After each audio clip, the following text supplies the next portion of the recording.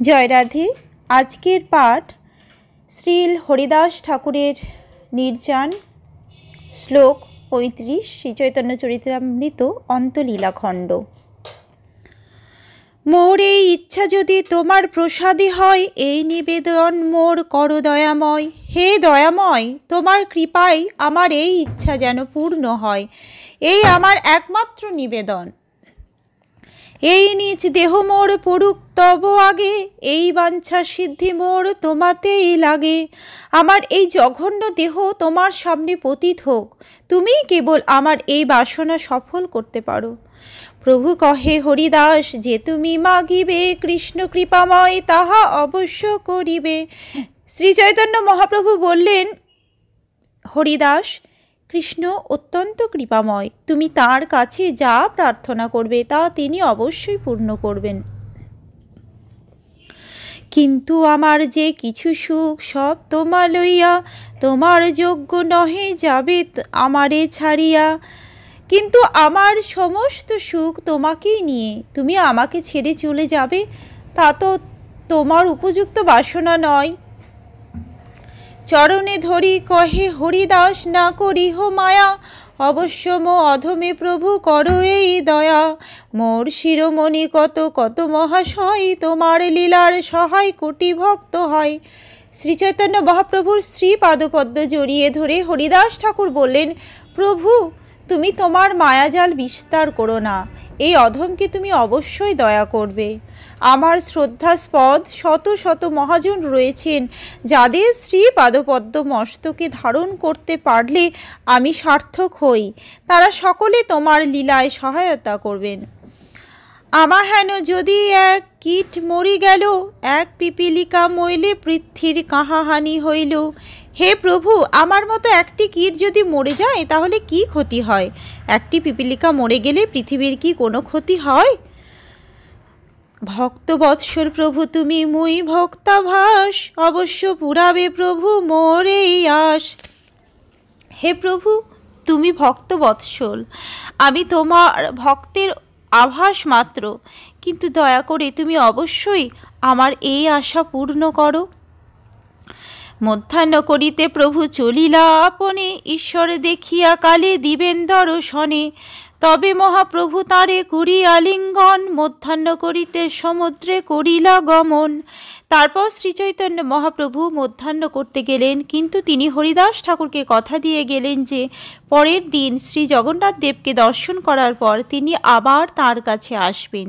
তারপর হরিদাস ঠাকুরকে আলিঙ্গন করে শ্রীচৈতন্য মহাপ্রভু মধ্যাহ্ন করতে সমুদ্রে গেলেন। প্রাতকালে ঈশ্বর দেখি সব ভক্ত লইয়া, হরিদাসে দেখিতে আইলা শীঘ্র করিয়া। হরিদাসের আগে আসি দিলা দর্শন, হরিদাস বন্দিলা প্রভুর আরে বৈষ্ণব চরণ। পরের দিন সকালবেলা শ্রী জগন্নাথ দেবকে দর্শন করে শ্রীচৈতন্য মহাপ্রভু সমস্ত ভক্তদের নিয়ে শীঘ্র হরিদাস ঠাকুরকে দেখতে এলেন। শ্রীচৈতন্য মহাপ্রভু হরিদাস ঠাকুরের সামনে এসে তাকে তার দর্শন দিলেন এবং হরিদাস ঠাকুর তখন শ্রীচৈতন্য মহাপ্রভুর ও অন্যান্য সমস্ত বৈষ্ণবের শ্রীপাদপদ্মে তার শ্রদ্ধাগ্র নিবেদন করলেন। প্রভু কহে হরিদাস, কহ সমাচার। হরিদাস কহে, প্রভু যে কৃপা তোমার, অঙ্গনে আরম্ভিলা প্রভু মহাসংকীর্তন, বক্রেশ্বর পণ্ডিত তাহা করেন নর্তন। শ্রীচৈতন্য মহাপ্রভু জিজ্ঞাসা করলেন, হরিদাস তুমি কেমন আছো? হরিদাস ঠাকুর উত্তর দিলেন, হে প্রভু, সবই যে তোমার কৃপা।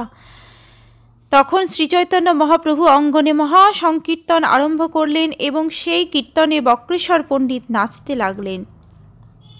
স্বরূপ গোসাই আদি যত প্রভুর গণ, হরিদাসে বেরি করে নাম সংকীর্তন।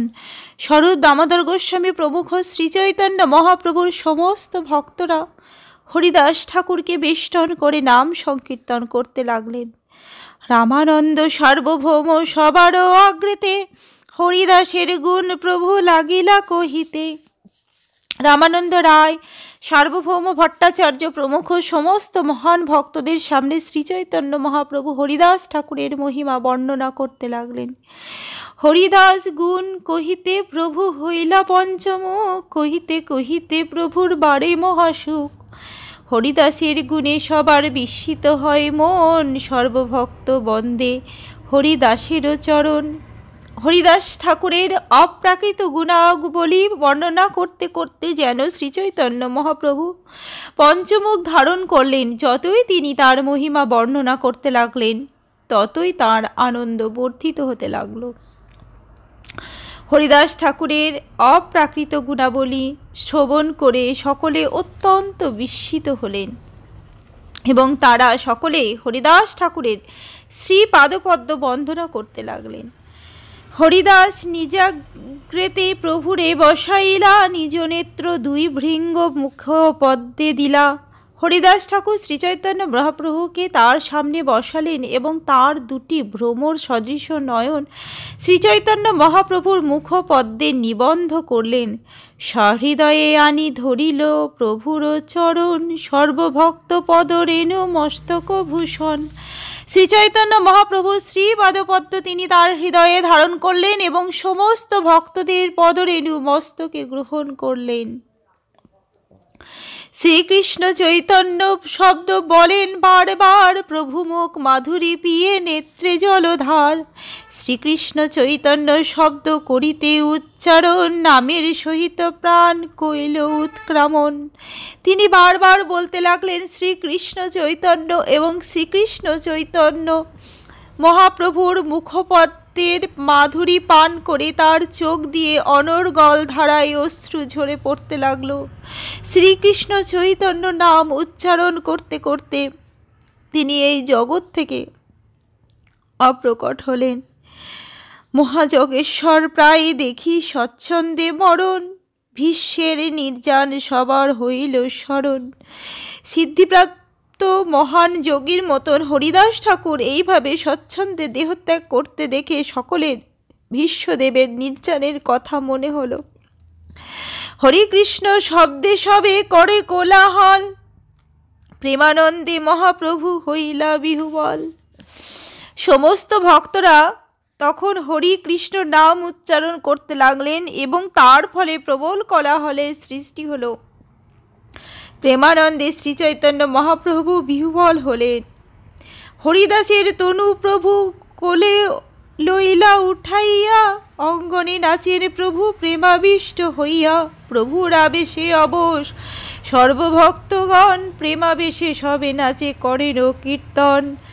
এই মতে নৃত্য প্রভু কইলা কতক্ষণ, স্বরূপ গোসাই প্রভুরে করাইল সাবধান। শ্রীচৈতন্য মহাপ্রভু হরিদাস ঠাকুরের দেহ কোলে নিয়ে প্রেমাবিষ্ট হয়ে অঙ্গনে নাচতে লাগলেন। শ্রীচৈতন্য মহাপ্রভুর আবেশে সমস্ত ভক্তেরা তখন আবিষ্ট হলেন এবং সেই প্রেমাবেশে তারা সকলে নৃত্য কীর্তন করতে লাগলেন। এইভাবে শ্রীচৈতন্য মহাপ্রভু কিছুক্ষণ নাচলেন এবং তখন স্বরূপ দামোদর গোস্বামী তাকে মনে করিয়ে দিলেন যে হরিদাস ঠাকুরের দেহ নিয়ে অন্যান্য কৃত্য সম্পাদন করা বাকি আছে। হরিদাস ঠাকুরে তবে বিমানে চড়াইয়া, সমুদ্রে লইয়া গেলা তবে কীর্তন করিয়া। বিমান সদৃশ একটি পালঙ্কে হরিদাস ঠাকুরের দেহ নিয়ে কীর্তন করতে করতে ভক্তরা সমুদ্রে গেলেন। আগে মহাপ্রভু চলেন নৃত্য করিতে করিতে, পাছে নৃত্য করে বক্রেশ্বর ভক্তগণ সাথে। শ্রীচৈতন্য মহাপ্রভু নৃত্য করতে করতে আগে আগে চলছিলেন এবং তার পিছনে বক্রেশ্বর পণ্ডিত ভক্তদের সঙ্গে নৃত্য করছিলেন। হরিদাসে সমুদ্র জলে স্নান করাইলা, প্রভু কহে সমুদ্র এই মহাতীর্থ হইলাম। হরিদাস ঠাকুরের দেহ সমুদ্রের জলে স্নান করানো হলো এবং তখন শ্রীচৈতন্য মহাপ্রভু ঘোষণা করলেন আজ থেকে এই সমুদ্র মহাতীর্থে পরিণত হলো। হরিদাসের পাদদক নিপিয়ে ভক্তগণ হরিদাসের অঙ্গে দিল প্রসাদ চন্দন। সমস্ত ভক্তরা তখন হরিদাস ঠাকুরের পাদদক পান করলেন। শ্রী জগন্নাথ দেবের প্রসাদী চন্দন হরিদাস ঠাকুরের অঙ্গে লেপন করা হলো। ডোর করার প্রসাদ বস্ত্র অঙ্গে দিলা, বালুকার গর্ত করি তাহে শোয়াইলা। শ্রী জগন্নাথ দেবের প্রসাদী ডোর, রেশমের দড়ি করার প্রসাদী চন্দন, মহাপ্রসাদ এবং বস্ত্র শিল হরিদাস ঠাকুরের অঙ্গে দেওয়া হলো এবং বালুকার গর্ত করে তাতে হরিদাস ঠাকুরকে শোয়ানো হলো। চারিদিকে ভক্তগণ করেন কীর্তন, বক্রেশ্বর পণ্ডিত করেন আনন্দে নর্তন। তার চারিদিকে ভক্তরা কীর্তন করতে লাগলেন এবং প্রেমানন্দে মগ্ন হয়ে বক্রেশ্বর পণ্ডিত নৃত্য করতে লাগলেন। হরিবল হরিবল বলে গৌর রায়, আপনি শ্রী হস্তে বালু দিলা তাঁর গায়ে। হরিবল হরিবল বলতে বলতে শ্রীচৈতন্য মহাপ্রভু তাঁর শ্রীহস্তের দ্বারা বালু দিয়ে হরিদাস ঠাকুরের দেহ আচ্ছাদিত করলেন। তারে বালু দিয়া উপরে পিণ্ডা বাঁধাইলা, চৌদিকে পিণ্ডের মহা আবরণ কইলা। বালু দিয়ে হরিদাস ঠাকুরের দেহ আচ্ছাদিত করার পর তার উপরে একটি পিণ্ডা বাঁধানো হলো এবং বেড়া দিয়ে তা ঘিরে দেওয়া হলো। তাহা বেরি প্রভু কইলা কীর্তন নর্তন, হরিধ্বনি কোলাহলে হরিল ভুবন। তাকে বেষ্টন করে শ্রীচৈতন্য মহাপ্রভু নৃত্য কীর্তন করলেন এবং হরিধ্বনির কোলাহলে চতুর্দশ ভুবন পূর্ণ হলো। তবে মহাপ্রভু সব ভক্তগণ সঙ্গে সমুদ্রে করিলা স্নান জলকেলি রঙ্গে। তারপর শ্রীচৈতন্য মহাপ্রভু তার ভক্তদের সঙ্গে নিয়ে মহারঙ্গে জলকেলি করতে করতে সমুদ্রে স্নান করলেন। হরিদাসে প্রদক্ষিণ করি আইল সিংহদ্বারে, হরি কীর্তন কোলাহল সকল নগরে। সিংহদ্বারে আসি প্রভু পশারির ঠাঁয়, আচল পাতিয়া প্রসাদ মাগিল তথায়। হরিদাস ঠাকুরের সমাধি প্রদক্ষিণ করে ভক্তদের নিয়ে শ্রীচৈতন্য মহাপ্রভু জগন্নাথ মন্দিরের সিংহদ্বারে এলেন। উচ্চৈস্বরে হরিনাম সংকীর্তনের শব্দে সারা শহর তখন স্পন্দিত হলো। সিংহদ্বারে এসে শ্রীচৈতন্য মহাপ্রভু তার আঁচল পেতে পশারীদের কাছ থেকে শ্রী জগন্নাথ দেবের প্রসাদ ভিক্ষা করতে লাগলেন। হরিদাস ঠাকুরের মহোৎসবের তরে প্রসাদ মাগিয়া ভিক্ষা দেহ তো আমারে। শুনিয়া পশারি সব চাংড়া উঠাইয়া প্রসাদ দিতে আসে তারা আনন্দিত হইয়া। স্বরূপ গোসাই পশারিকে নিষেধিল, চাঙ্গোড়া লইয়া পশারে বসিল। শ্রীচৈতন্য মহাপ্রভু তাদের বললেন, হরিদাস ঠাকুরের মহোৎসবের জন্য আমি প্রসাদ ভিক্ষা করতে এসেছি, দয়া করে আমাকে ভিক্ষা দিন। তার সেই আবেদন শুনে সমস্ত পশারীরা বড় বড় প্রসাদের ঝুড়ি উঠিয়ে নিয়ে এসে আনন্দিত চিত্তে শ্রীচৈতন্য মহাপ্রভুকে ভিক্ষা দিতে এলেন। কিন্তু স্বরূপ দামোদর গোস্বামী তখন পশারীদের নিষেধ করলেন এবং পশারীরা তখন চাংড়া নিয়ে গিয়ে তাদের দোকানে বসলেন। স্বরূপ গোসাই প্রভুরে ঘর পাঠাইলা, চারি বৈষ্ণব চারি পিছাড়া সঙ্গে বাঁধিলা। স্বরূপ গোসাই কহিলেন, সব পশারীরে এক এক দ্রব্যের এক এক পুঞ্জা দেহ মোরে। স্বরূপ দামোদর গোস্বামী শ্রীচৈতন্য মহাপ্রভুকে ঘরে পাঠালেন এবং 4 জন বৈষ্ণব এবং 4 জন বাহককে তার সঙ্গে রাখলেন। স্বরূপ দামোদর তখন সমস্ত পশারীদের বললেন, এক এক দ্রব্যে 4 মুঠো আমাকে দিন। এই মতো নানা প্রসাদ বোঝা বান্ধাইয়া লইয়া আইলা, 4 জনের মস্তকে চড়াইয়া। বাণীনাথ পট্টনায়ক প্রসাদও আনিল, কাশী মিশ্র অনেক প্রসাদ পাঠাইলা। সব বৈষ্ণবে প্রভু বসাইলা সারি সারি, আপনে পরিবেশে প্রভু লইয়া জনাচারি। এইভাবে প্রসাদ সংগ্রহ করে তা আলাদা আলাদাভাবে 4 জনের মাথায় চড়িয়ে নিয়ে আসা হলো। কেবল স্বরূপ দামোদর গোস্বামী যে প্রসাদ আনলেন তা নয়, বাণীনাথ পট্টনায়ক এবং কাশী মিশ্র অনেক প্রসাদ পাঠালেন। সমস্ত বৈষ্ণবদের সারিবদ্ধভাবে বসিয়ে শ্রীচৈতন্য মহাপ্রভু 4 জনকে সঙ্গে নিয়ে স্বয়ং পরিবেশন করতে লাগলেন। মহাপ্রভু শ্রীহস্তে অল্পনায় সে এক এক পাতে 5 জনার ভক্ষ পরিবেশে। মহাপ্রভু তার হাতে অল্প পরিমাণ প্রসাদ তুলতে পারতেন না, তাই তিনি এক এক জনের পাতে 5 জনের প্রসাদ দিতে লাগলেন। স্বরূপ কহে, প্রভু বসি করহ দর্শন, আমি ইহা সব লইয়া করি পরিবেশন। স্বরূপ জগদানন্দ কাশীশ্বর শঙ্কর 4 জন পরিবেশন করে নিরন্তর। প্রভু না খাইলে কেহ না করে ভোজন, প্রভুরে সেদিনে কাশী মিশ্রের নিমন্ত্রণ। আপনে কাশী মিশ্র আইলা প্রসাদ লইয়া, প্রভুরে ভিক্ষা করাইলা আগ্রহ করিয়া।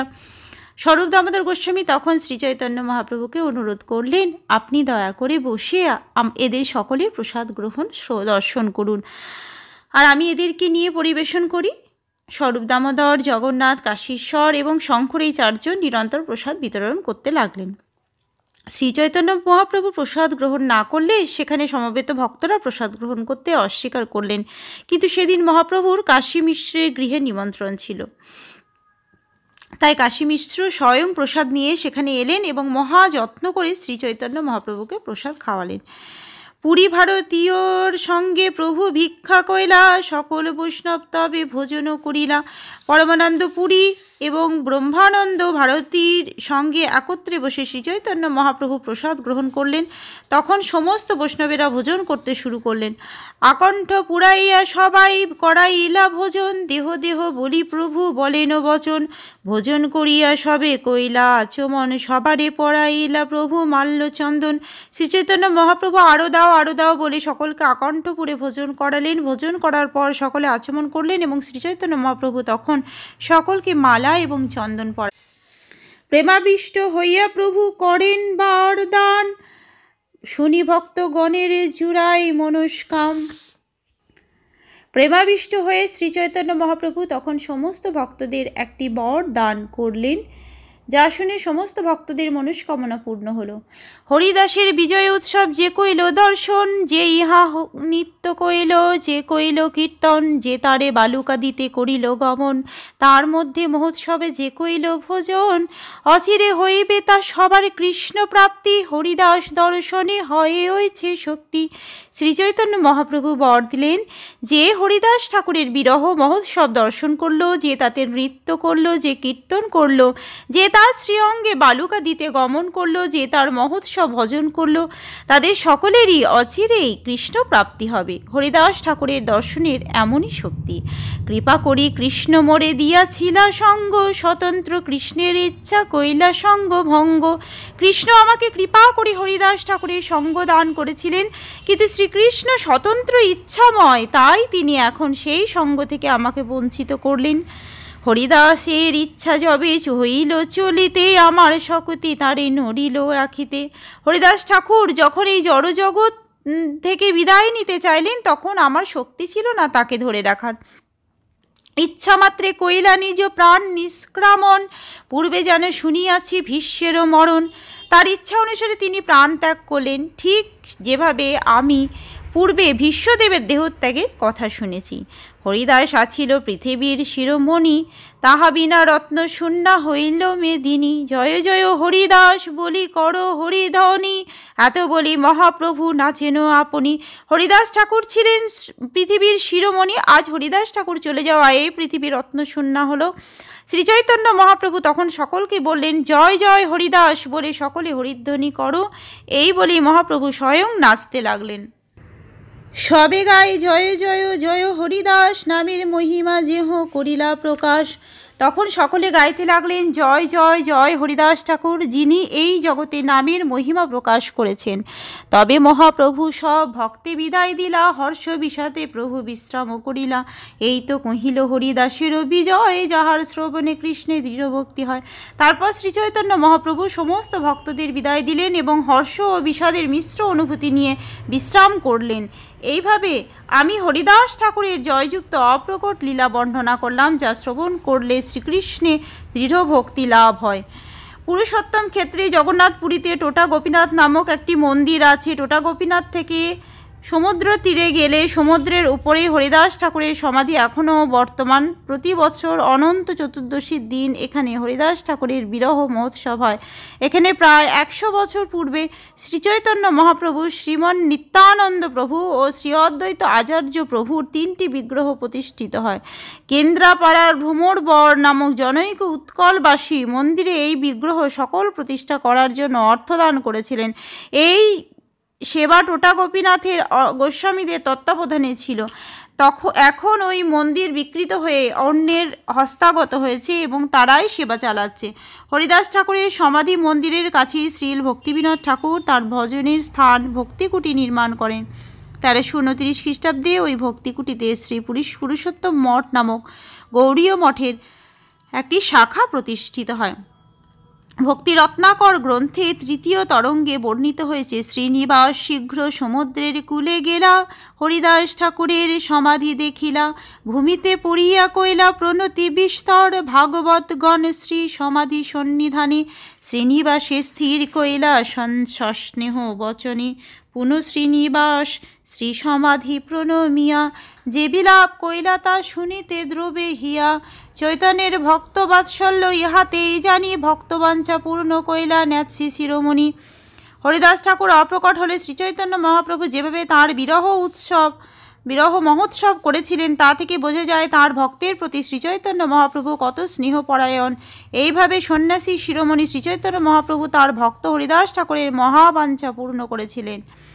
শেষকালে দিলা তাঁর দর্শন স্পর্শন তারে কোলে করি কইলা আপনে নর্তন। হরিদাস ঠাকুরের অন্তিম সময়ে শ্রীচৈতন্য মহাপ্রভু তাকে দর্শন দান করেছিলেন, স্পর্শ করেছিলেন এবং তাকে কোলে করে নৃত্য করেছিলেন। আপনে শ্রীহস্তে কৃপায় তারে বালু দিলা আপনে প্রসাদ মাগি মহোৎসব কইলা মহাভাগবত হরিদাস পরম বিদ্যানে সৌভাগ্য লাগিয়া গে করিলা প্রয়াণ। কৃপা করে তিনি স্বয়ং তার শ্রীহস্ত দিয়ে হরিদাস ঠাকুরের সমাধিতে বালু দিয়েছিলেন এবং তারপর স্বয়ং প্রসাদ ভিক্ষা করে হরিদাস ঠাকুরের বিরহ মহোৎসব করেছিলেন। হরিদাস ঠাকুর ছিলেন পরম বিদ্যান মহাভাগবত। সেই সৌভাগ্যের ফলে তিনি শ্রীচৈতন্য মহাপ্রভুর আগে অপ্রকট হলেন। এখানে হরিদাস ঠাকুরকে পরম বিদ্যান বলা হয়েছে। প্রকৃতপক্ষে যেই জ্ঞানের দ্বারা অবিদ্যারূপ সংসার বন্ধন থেকে মুক্ত হওয়া যায় তাকেই বলা হয় বিদ্যা। সেই জ্ঞান যার রয়েছে তিনি হচ্ছেন পরম বিদ্বান। জড়জগতের অনিত্যতা উপলব্ধি করে যিনি চিৎ জগতে নিত্য স্থিতি লাভ করেছেন, যিনি জানেন যে পরমেশ্বর ভগবান ইন্দ্রিয়লব্ধ জ্ঞানের অতীত, তিনিই সর্বশ্রেষ্ঠ বিদ্বান। হরিদাস ঠাকুর সেই বিদ্যায় পারদর্শী ছিলেন, তাই তাকে পরম বিদ্বান বলা হয়েছে। তিনি ছিলেন বিদ্যাবধূর জীবন শ্রী হরিনামের কীর্তনের আচার্য। তিনি স্বয়ং হরে কৃষ্ণ মহামন্ত্রের মহিমা প্রচার করে গেছেন। শ্রীমদ্ ভাগবতে বলা হয়েছে ইতি পুংসার পিতা বিষ্ণু ভক্তিশ্চেন্ন বলক্ষণা ক্রিয়ত ভগবত্তাধ্যা তন্মান্নেহ ধীতমুত্তমাম। কৃষ্ণ ভক্তি অনুশীলনে 9টি অঙ্গ রয়েছে, তার মধ্যে শ্রবণাং কীর্তনামই প্রধান। হরিদাস ঠাকুর সেই বিজ্ঞান খুব ভালোভাবে জানতেন এবং তাই তাকে সর্বশাস্ত্রাধীতি বলা যায়, অর্থাৎ তিনি সমস্ত বৈদিক শাস্ত্রে সারমর্ম পূর্ণরূপে অবগত ছিলেন। চৈতন্য চরিত্র এই অমৃতের সিন্ধু, কর্ণ মন তৃপ্ত করে যার এক বিন্দু। ভবসিন্ধু তরিবারে আছে যার চিত্ত, শ্রদ্ধা করি শুনো সেই চৈতন্য চরিত্র। শ্রী চৈতন্য মহাপ্রভু চরিত্র ঠিক একটি অমৃতের সমুদ্রের মতো, যার এক বিন্দু কর্ণ এবং মনকে সম্পূর্ণরূপে তৃপ্ত করে। যিনি ভবসমুদ্র পার হতে আগ্রহী তিনি যেন শ্রদ্ধা সহকারে শ্রীচৈতন্য মহাপ্রভু চরিতামৃত শ্রবণ করেন।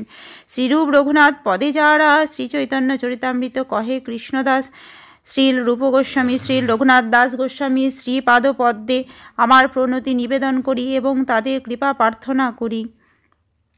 ইতি কৃষ্ণদাস শ্রীচৈতন্য চরিতামৃত শ্রীল হরিদাস ঠাকুরের নির্যান তিথি সমাপ্ত।